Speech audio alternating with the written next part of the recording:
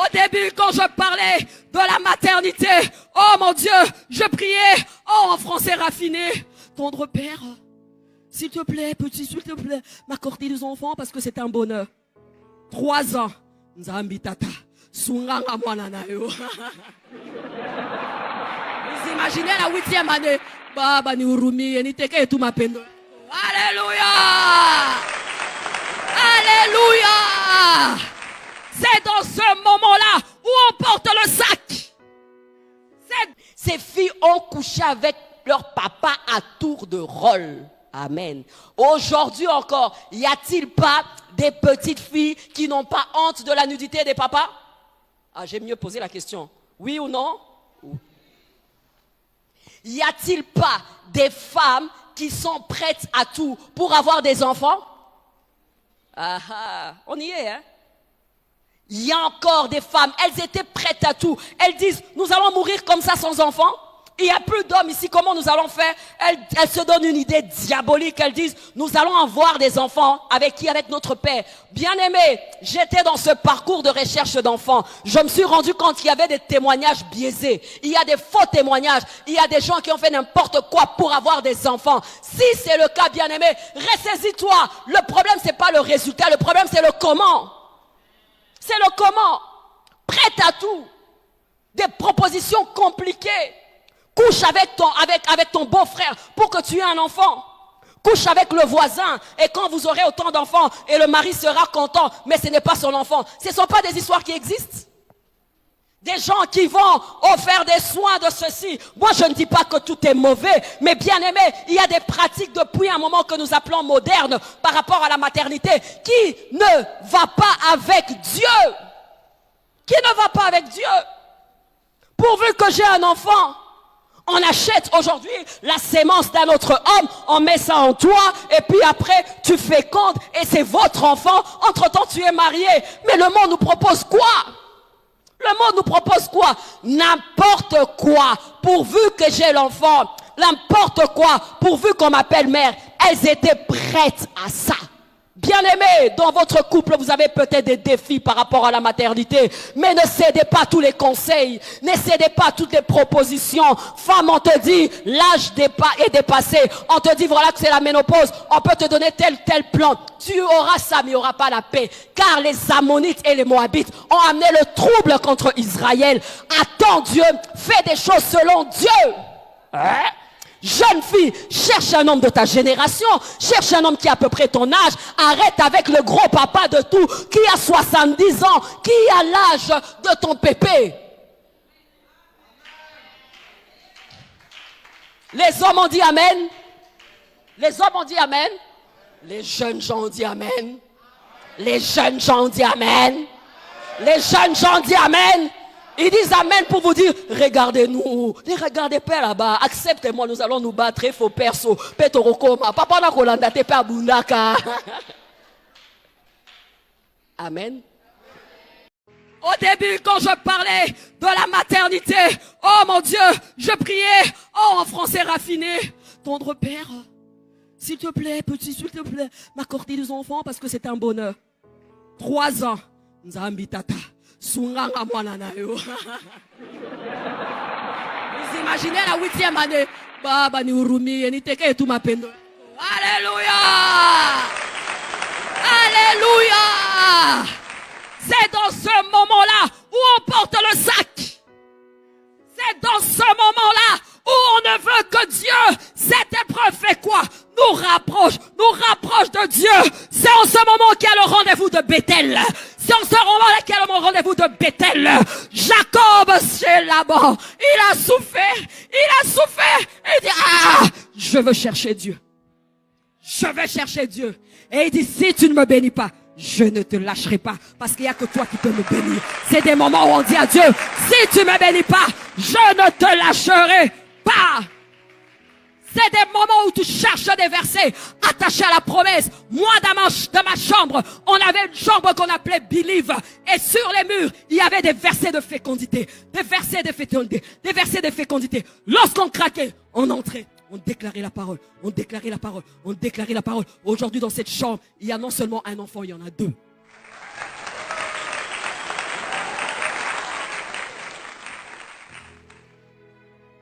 tu vois Dieu, tu changes ta façon un tout petit peu de voir ce challenge.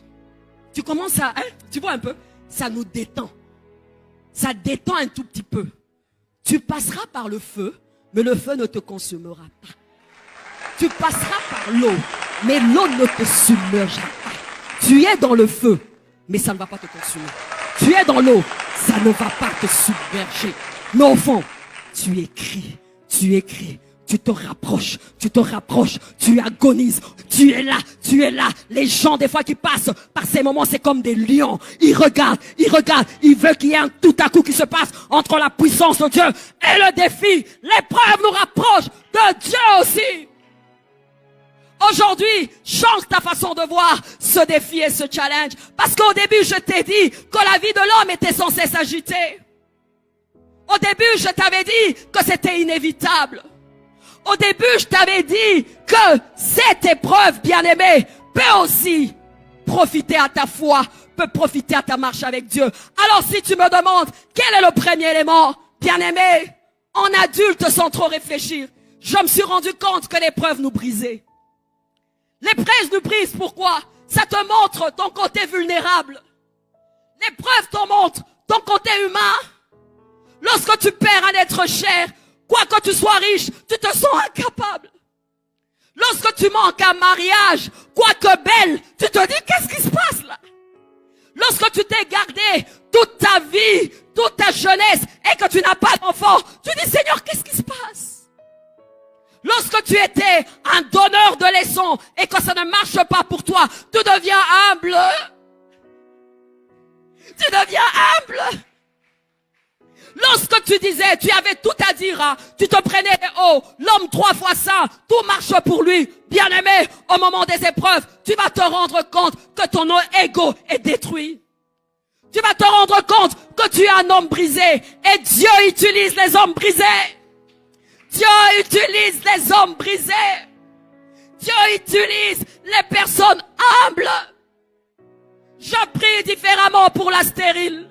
Je prie différemment pour les couples qui veulent enfanter. Je regarde différemment cette femme qui a fait la vie et qui n'arrive pas à enfanter. Parce que pour moi, je disais, si je me garde d'office, j'aurai des enfants. Mais Dieu m'a appris, c'est une grâce. C'est une grâce. Pas parce que tu as étudié, tu as un cursus sans faute que tu auras le meilleur emploi. Dieu va te l'apprendre. Il va donner au dernier de la classe un meilleur emploi. Et Dieu recherche quelque chose dans ton cœur. Le brisement. Le brisement. Le brisement. Le brisement. Pour Dieu, ce n'est pas simplement te donner les choses. Il peut t'en donner. Mais Dieu aime rapprocher nos cœurs. Dieu aime rapprocher le cœur. Dieu aime travailler la qualité de vie. Et il dit, premièrement, le royaume, entre par-dessus. Tu as été guéri. Rassure-toi que tu es un homme brisé. Tu as été délivré. Rassure-toi que ton cœur va rester intact. Tu as fait des grandes choses. Rassure-toi que tu auras ce cœur brisé. Il dit à Israël, Deutéronome 8:3, je t'ai fait. Ah non, j'aime. Il t'a fait avoir faim afin de te montrer que c'est lui qui donnait la nourriture. Deutéronome 8:3. J'ai lu ces versets, j'ai dit, Seigneur, c'est juste incroyable. Pour certains, la nourriture était un acquis. Pour certains, avoir, c'est un acquis. Pour d'autres, ils n'arrivent même pas à prier. Pour la nourriture, c'est un acquis. Mais il dit, je t'ai fait avoir faim afin de te montrer que je peux te nourrir. Afin de te montrer que c'est moi qui donne la nourriture. Il dit à Israël, je t'ai fait passer par le désert afin de faire quoi? D'humilier ton cœur. D'humilier ton cœur. De travailler ton cœur. Il y a un travail que Dieu est en train de faire. Il y a un travail que Dieu est en train de faire. Il y a un travail que Dieu est en train de faire. Il y a des leçons que Dieu est en train de donner à un homme. Il y a des leçons que Dieu est en train de donner à une femme. Il y a l'école de la patience que Dieu est en train de donner à un homme. Il y a l'école de l'humilité que Dieu est en train de donner à un homme. Il y a l'école où tu ne vas pas te comparer parce que tu vas comprendre que si Dieu a donné à l'autre, le Seigneur est en train de travailler pour que moi j'obtienne, mais après. Dieu est en train de travailler pour que tu ne te compares pas. Dieu est en train de travailler pour que rien ne soit un acquis pour toi. Dieu est en train de travailler. Lorsque par toi, il fera des miracles de prodiges, que tu dises, là c'est Dieu, parce que je suis un homme vulnérable. Là c'est Dieu, parce que je suis un homme fait de chair. Ça nous brise. Les moments où on te mortifie, des moments où on te pique, des moments où on t'insulte, ça arrive. Des moments où on compte sans toi, ça arrive. Des moments où on parle des autres, mais on ne parle jamais de toi. Ces moments arrivent, mais quand tu es un chrétien, même dans le secret, dans le cache-toi, tu dis, ce moment me sera profitable. Les mortifications de Pénina vont m'amener à rencontrer Dieu. Ces moments me seront profitables, bien-aimés. Oh, j'aimerais te dire, et ces moments font quoi? Ces moments nous rapprochent de Dieu. Dis à ton voisin, l'épreuve nous rapproche de Dieu. Que celui qui souffre fasse quoi? Prie. Dit la Bible. La Bible dit que celui qui souffre fasse quoi? Et lorsque tu souffres et tu pries, qu'est-ce qui se passe? Qu'est-ce qui se passe? Qu'est-ce qui se passe?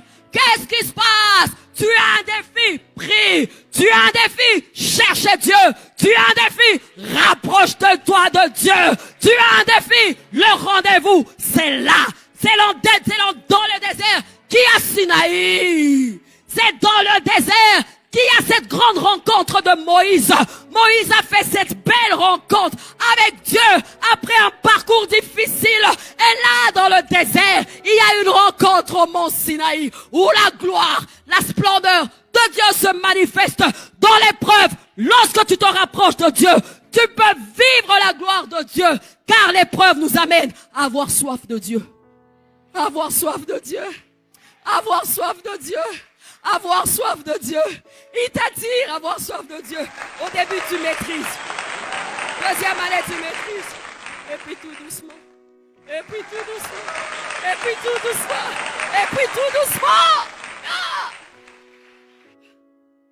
Qui encore dans la Bible? Quel souvenir te vient? Et on a tellement. Je lisais différemment ce passage, je pense, de Habakkuk 3,17. Il dit, le figuier ne donne pas, la vigne ne donne pas, le bétail ne donne pas, rien ne va. Mais moi, je trouve ma joie dans le Seigneur. Ça ne va pas. L'olivier ne donne pas, le figuier non plus, les plantes non plus. Mais tout se vit dans le Seigneur. Et quand je suis dans sa présence, je vois ça différemment. C'est pourquoi on parle de la femme du Proverbe 31, on dit, elle se riait de l'avenir. Hein. Quelqu'un est motivé ce matin? Quelqu'un est boosté ce matin?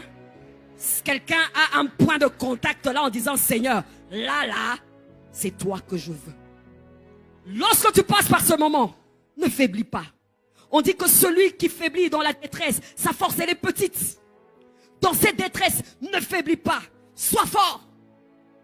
Dans cette détresse, s'il te plaît, sois fort. Devant Goliath, sois fort. Le trône est derrière ce combat. Il y a quelqu'un qui me comprend.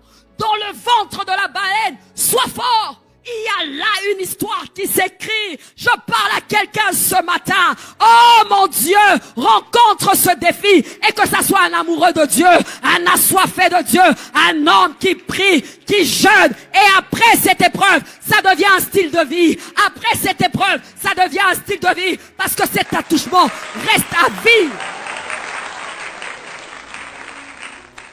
Ah, une acclamation au fond, au milieu, au centre, à gauche, à droite. Pourquoi?